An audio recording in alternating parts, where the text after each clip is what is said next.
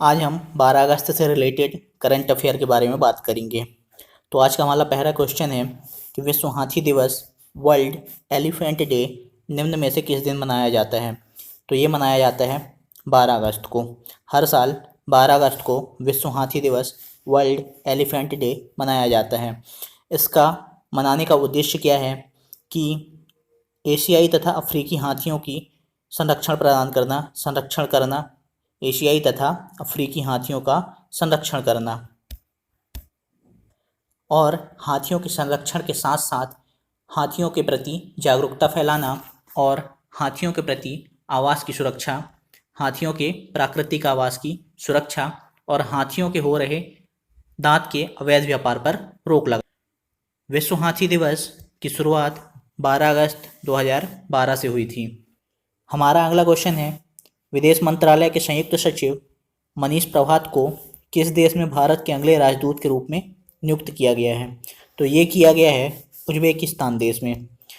Uzbekistan में मनीष प्रभात को भारत का अगला राजदूत नियुक्त किया गया है। मनीष प्रभात से पहले भारत के राजदूत उज्बेकिस्तान में कौन थे?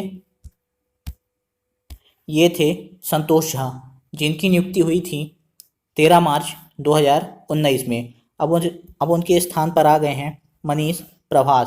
पहले कौन थे? इसके पहले थे संतोष झा। केंद्र सरकार ने निम्न में से किस राज्य के कुछ हिस्सों में 15 अगस्त से 4G सेवा के ट्रायल की शुरुआत करने की घोषणा की है? तो ये की है जम्मू कश्मीर में।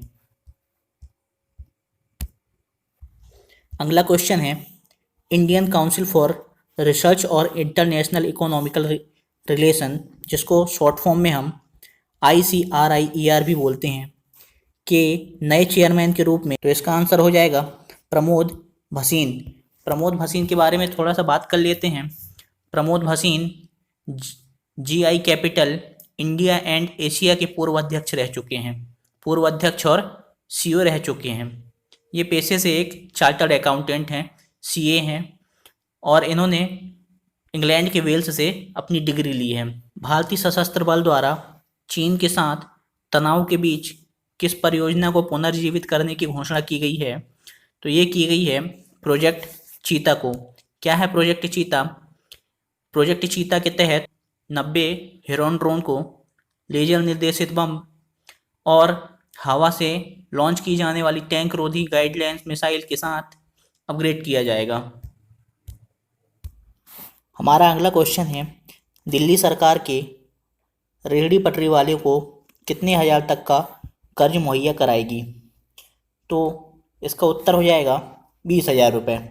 देखिए क्या है, दिल्ली की आर्थिक गतिविधियों में तेजी लाने व लोगों की आर्थिक मदद देने के मकसद से दिल्ली सरकार रेहड़ी पटरी वालों को 20,000 रुपये उपलब्ध कराएगी, कर्जे के तौर पर उपलब्ध कराएगी।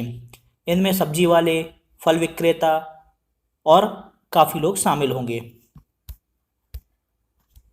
हमारा अगला क्वेश्चन है, फोर्ब्स की दुनिया में सर्वाधिक कमाई करने वाले टॉप 10 अभिनेताओं की सूची में कौन इकलौते भारतीय हैं?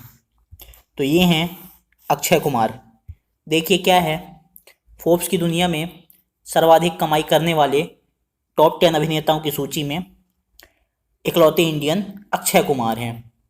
ये 362 करोड़ रुपए की कमाई के साथ छठे नंबर। ड्वेन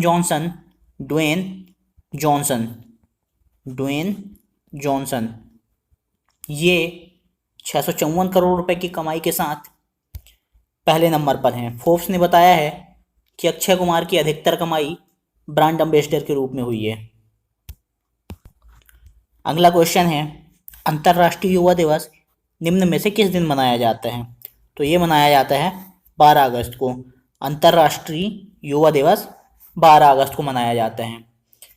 ये 1999 से संयुक्त राष्ट्र महासभा की सिफारिश के बाद पहली बार मनाया गया। कब से? 1999 से प्रत्येक वर्ष 12 अगस्त को अंतर्राष्ट्रीय युवा दिवस मनाया जाता है। इसका मुख्य उद्देश्य क्या है? इसका मुख्य उद्देश्य है कि सामाजिक, आर्थिक और राजनीतिक मुद्दों में लेकर युवाओं की भागीदारी और उनके विचार पर चर्चा करना। इस साल अंतर्राष्ट्रीय युवा दिवस की थीम क्या थी? ये थी वैश्विक कार्य के लिए युवाओं की भागीदारी। वैश्विक कार्य के लिए युवाओं की भागीदारी। अगला क्वेश्चन है, किस प्रसिद्ध उर्दू कवि का 70 वर्ष की आयु में इंदौर में 11 अगस्त 2020 को कोविड-19 में इलाज के दौरान निधन हो गया है? ये हैं राहत इंदौरी।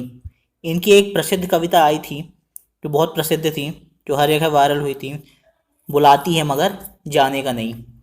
ये मशहूर शायर हैं। इंदौर देवी अहिल्याबाई विश्वविद्यालय इंदौर में उर्दू साहित्य के प्राध्यापक भी रह चुके हैं। बरकतुल्लाह इस विश्वविद्यालय से उर्दू से एमए किए हैं। तो ये एक उर्दू शायर थे। कौन? राहत इंदौरी। अगला क्वेश्चन है, निम्न में से किस जानवर के साथ मानव टकराव पर राष्ट्रीय पोल्ट्री सुरक्षा लॉन्च किया गया है? तो ये किया गया है हाथी के साथ। सुरक्ष लॉन्च किया गया है। पोर्टल का नाम क्या है? सुरक्ष। कौन से जानवर के साथ? हाथी के साथ। इसका लक्ष्य क्या है? इसका उद्देश्य है कि वास्तविक समय पर जानकारी के संग्रह और सही समय पर मानव हाथी टकरावों के निपटान का प्रबंध।